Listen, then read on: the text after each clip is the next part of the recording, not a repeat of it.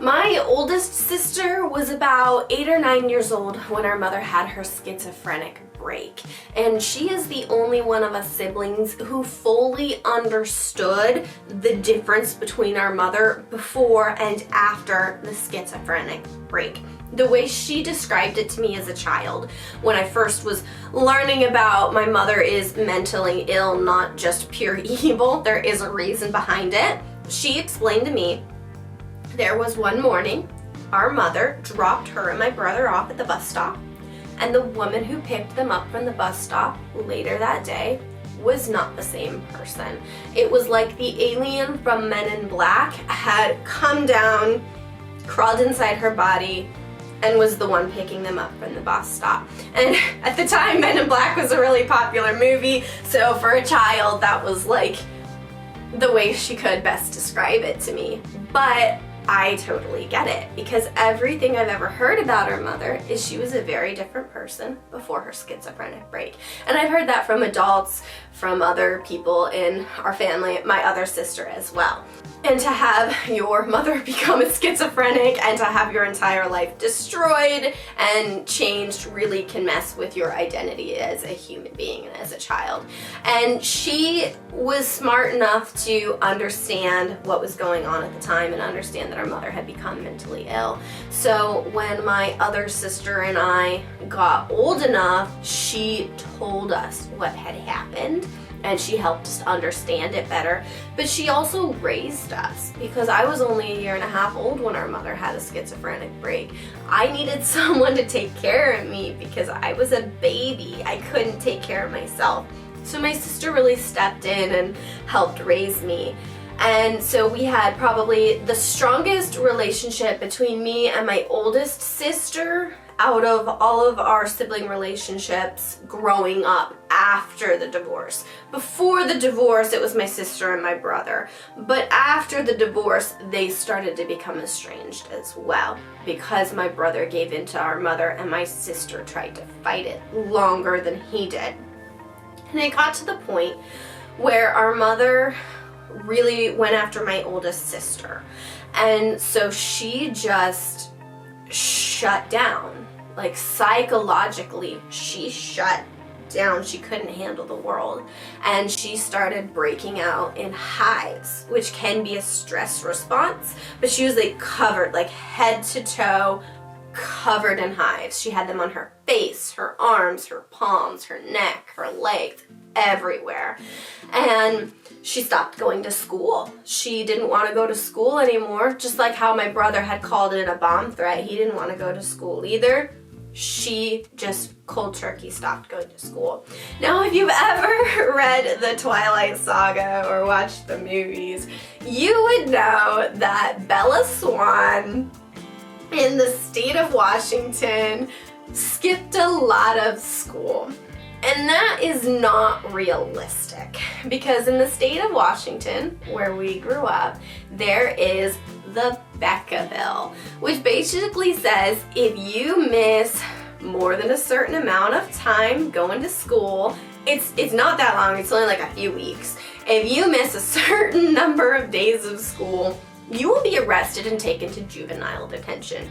Now, that did not happen to Bella Swan in the Twilight series, but it did happen to my sister. So she was taken to a psychiatric facility. She was institutionalized. And she, I think, was at 3 or 4 over the course of her stay. But essentially what happened is she said she hated our mother and wanted to go live with our father, and for whatever reason they didn't want to let her do that. So instead they're like, oh, you're gonna be in this psychiatric institution. And then finally the last facility she was at, she told them, I don't want to be around her mother, and they were like, that's cool, we have a spot for you at this facility, you can stay. So she ended up staying in a psychiatric facility for about 6 months. And we did go up to visit her. We brought the birds out in their little cages, and we brought her stuff, and it was really interesting to be able to see the inside of a psychiatric facility and to be able to see the people there and to learn about different people inside. Like, that was, for me, a huge learning experience, going to visit my sister in the psychiatric facility. I actually really, really liked visiting her there. And she had a good experience at that facility, but not so much at some of the other ones. And in general, she did not prefer the psychiatric facility. She just preferred being there than living with our mother, because our mother was so bad. So after she got out of the psychiatric facility, she basically, that facility shut down. They didn't have enough funding, and so they sent everybody home. Since my sister didn't really need to be there, they sent her home rather than a different facility. So when she came home, she just did not want to live there. She didn't want to live with our mother, and I don't blame her, because I didn't either. And so she ran away to live with her father.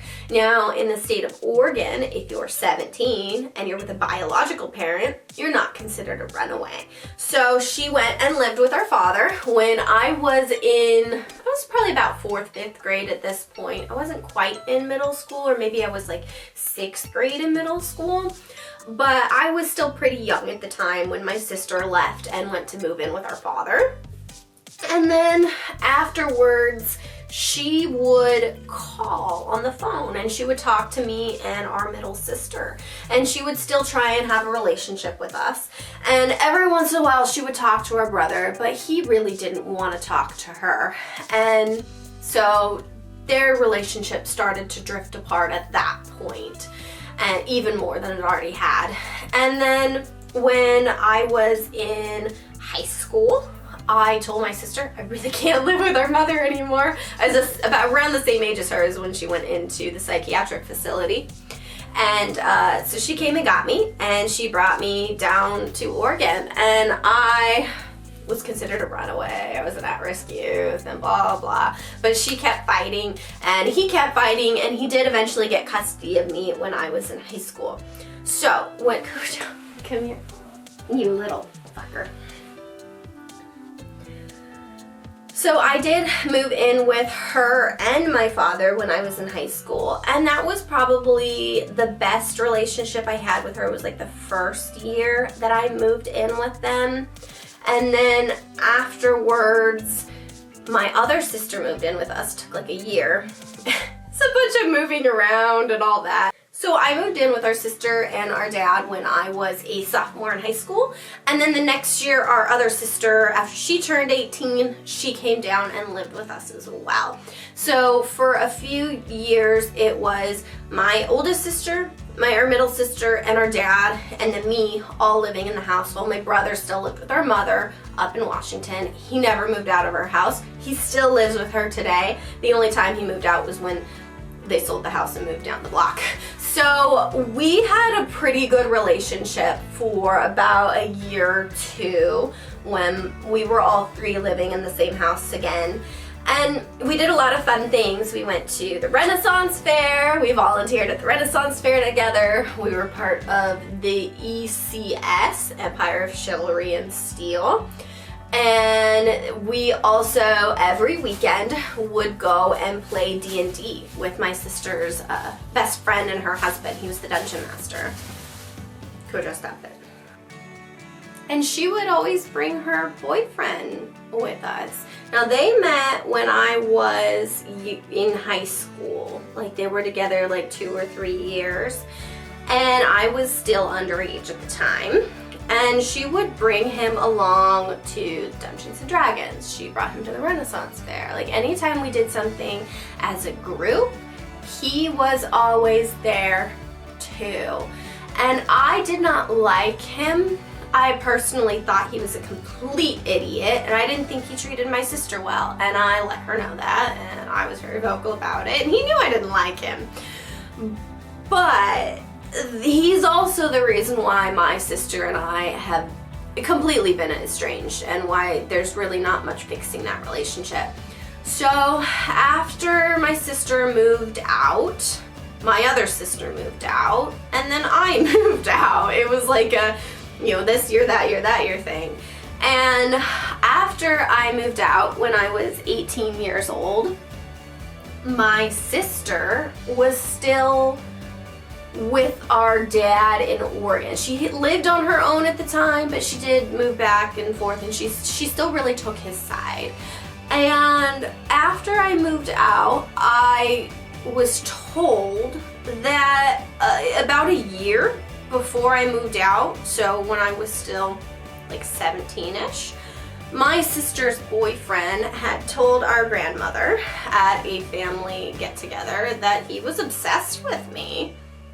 And I had no idea until like after I moved out. So I was left alone in a room with this guy at some point as a minor. I was like in his car. He would pick me up from school sometimes. Like, it was really unsettling for me to find out later that her boyfriend had been obsessed with me the entire time they were together. And I'm sure it was very upsetting for her.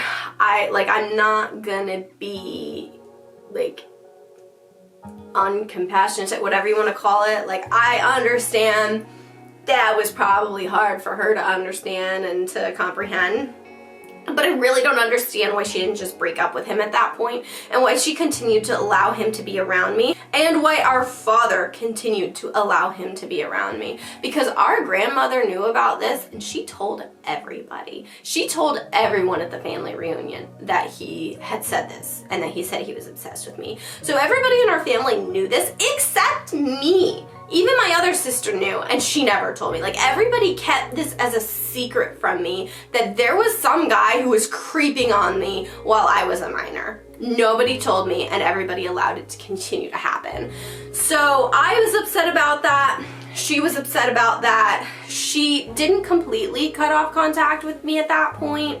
After I left our dad's house and I found everything out, she said some like nasty stuff to us. She left me some nasty messages, and then for a few years it was like we would sometimes tell each other like Merry Christmas, things like that, but we didn't really talk.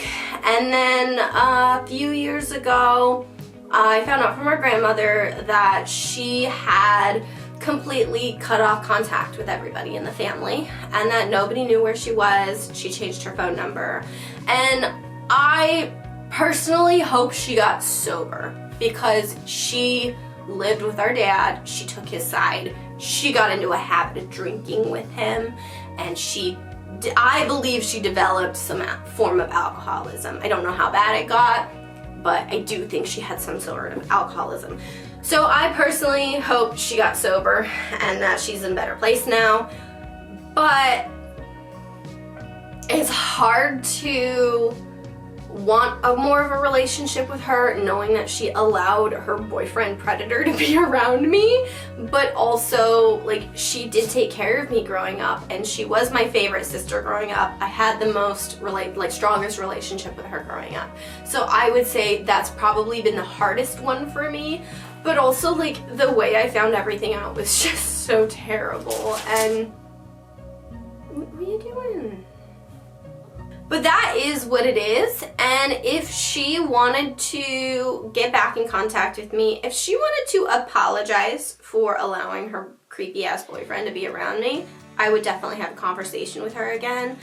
And I would be willing to listen to like her side of the story and why she is upset or whatever. And she's probably the only one of my siblings I'd really be willing to have that kind of conversation with, because she did raise me, she did have a good relationship with me at one point. But at this point in time, I understand why there's no relationship, and I'm okay with it. And my oldest sister and I have been estranged for over 10 years now. Thank you so much for watching my video today. I hope it was interesting, and I hope you're subscribed to my channel, because I have another video in this series coming out next week. I will also post the full video at the end if you prefer to watch it all together. Please leave a like or comment, and I'll see you all next time.